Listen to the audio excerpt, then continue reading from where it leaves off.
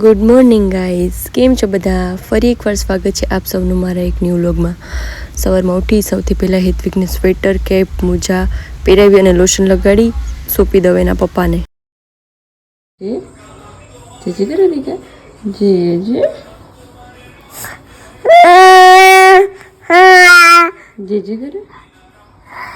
સવારના 7:30 વાગ્યાના અમે બેઠી ગયા ટીવીની સામે આખું ફેમિલી, કેમ કે આજે અમારા મહેશભાઈની ટ્રેનિંગ પૂરી થતી હતી અને આજે એનો પીઓપીનો દિવસ હતો. તો બધાની પીઓપી જોવા માટે ટીવીની સામે બેઠી ગયા. એની પીઓપી જોઈ અને મને મારા ટ્રેનિંગના દિવસો યાદ આવી ગયા. થોડી વાર થઈ ત્યાં તો આવ્યા અમારા ઘરે કેટલા બધા મહેમાન. તો સીધા આવીને બેઠી ગયા રસોડામાં નાસ્તો કરવા. બેઠી ગઈ ખાવા.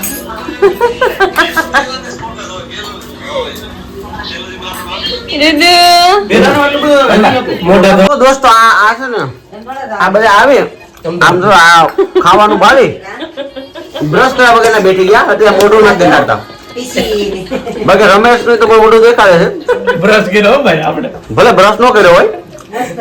દિનેશભાઈ બ્રશ કરી બીકે વાળા અમદાવાદ ની ભૂખ કાઢવા જોઈ ગયા રસી શાક અને દહીં જોઈ જોતા બધાને ભૂલાઈ ગયું કેવી રીતે બ્રશ કરવું.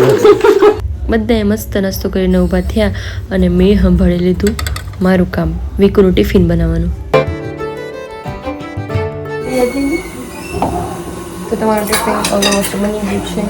રોટલી બનાવી છે અને વાળાનું શાક બનાવ્યું. Thank you. વિકુનું ટિફિન તૈયાર થઈ ગયું, રેડી થઈ ગયું, એને આપી દીધું.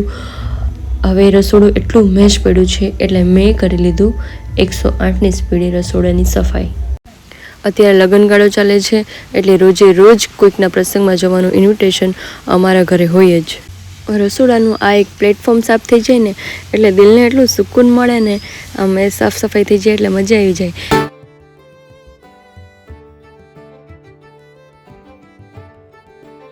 પછી થોડી વાર થઈ તો પપ્પા લાવ્યા હતા કેટલું બધું શાકભાજી. તો મમ્મી અને પપ્પાએ બેઠા બેઠા શાકભાજી બધું ક્લીન કરી નાખ્યું અને મેં રાખી દીધું મસ્ત ફ્રીજમાં એકદમ ગોઠવીને. કોને કોને મારી જેમ ખાવાની ટેવ છે. પ્રસંગમાં જવાનું હતું એટલે બધા રેડી થઈ નીકળી ગયા અને ઘરે હું એકલી જ હતી એટલે હેતવિકને દાદી મને સોંપી અને હું બેસી ગઈ જમવા. ફોન કર દો ડેડીને.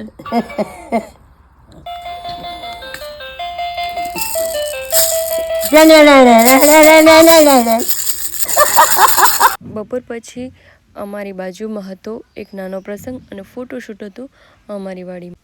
સાંજના 4 વાગે એટલે મને લાગે ભૂખ એટલે સિંગદાળિયા ખાતા ખાતા મેં કરી નાખ્યું કરિયાણાનું અનબોક્સિંગ.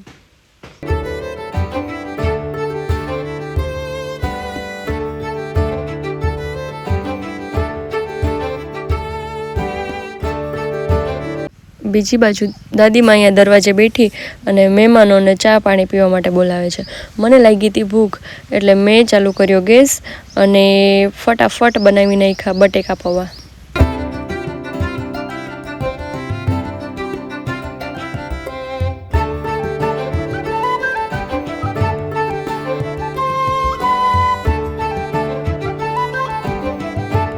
પછી બંનેએ નાસ્તો કર્યો ત્યાં સુધીમાં બધા મહેમાન પાછા રિટર્ન થઈ ગયા અને બધાએ પીધું નાળિયેર પાણી. બધાએ મસ્તી કરતાં કરતાં મસ્ત નાળિયેર પાણી પીધું અને જોતામાં સાંજ પડી ગઈ. આજે અમારા લીલુબેન ને આ સરિંગવાની સિંગુ ખાવાનું મન થયું તો પછી અમે કેમ ના પાડીએ. એક તો મહેમાન માંડ કરીને આવતા હોય અમારે ત્યાં. પ્રતીક્ષા છે એ રોટલા બનાવી રહી છે લીલુ માટે કારણ કે 4 તો લીલું ખાય છે.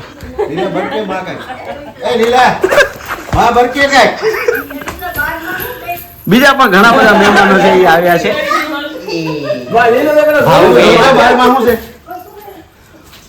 ભાવુબેન છે તે રોટલા વગર જો આ તમે સેવ ખાઈ રહ્યા છે, ગળી સેવ. અમારા દિનેશભાઈ ફોન જોઈ રહ્યા છે, મોબાઈલ મચડી રહ્યા છે. સ્નેહાબેન હસી રહ્યા છે.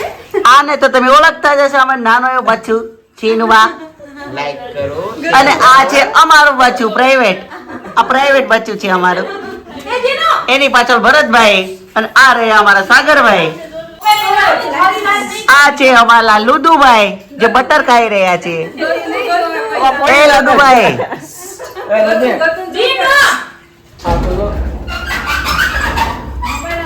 મમ્મી એ જોઈ રહ્યા છે કે કઈ ભમરા તો નથી પડતા ને દોસ્તો આ છે મારા ગીતાબેન ટીચર ટીચરને તો તમે ઓળખતા જ હશો.